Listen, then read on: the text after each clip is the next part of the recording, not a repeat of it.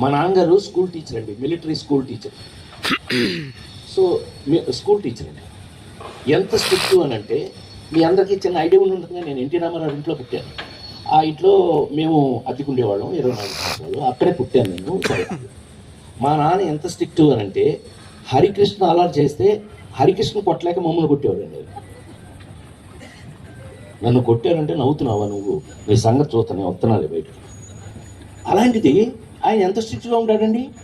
అలాంటిది ఏదన్నా ఎప్పుడన్నా బజార్కి వెళ్ళి ఆ శనగపప్పు ఉండలు అవి ఏమన్నా తిందామంటే డబ్బులు ఏం చేయాలి? మా నాన్నగారు జేబులో వచ్చి 5 పైసలు కొట్టేశాను. Let us frankly agree. ఈ విషయం ఇంతవరకు తెలిసే అవకాశం లేదు. సో చిన్నప్పుడు అలాంటివి అసలు వీటికంటే మరి ముఖ్యంగా ఏంటంటే మా ఇంట్లో 4 బ్రదర్స్ 2 సిస్టర్స్ అయితే అందరిలోనూ మా నాన్నగారి దగ్గర ఎక్కువ దెబ్బలు తింది నేనే. కారణం ఏంటంటే పక్కింట్లోంచి జామ చెట్టు ఇలా కనపడుతుండేదండి. దానికి గుత్తులుగా కాయలు ఉండేవి, అద్భుతంగా పండేవి.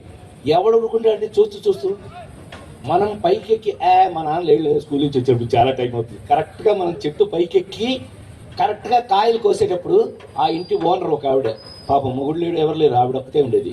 ఆవిడ వచ్చి కింద కర్రచుకుని ఉంచునేది. మా నాన్న వచ్చేదాకా నుంచుని మా నాన్నగారు రాగానే చూడండి మీ వాడని చెప్పేది. ఈయన పైకి చూసి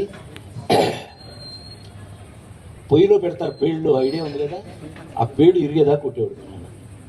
సో ఇలా చాలా దొంగతనాలు దెబ్బలు. కానీ నేను గోపాలకృష్ణ లాంటి దొంగతనం చేసే పైకి వచ్చాను. థ్యాంక్ యూ రాజేంద్ర ప్రసాద్ గారు, థ్యాంక్ యూ సో మచ్.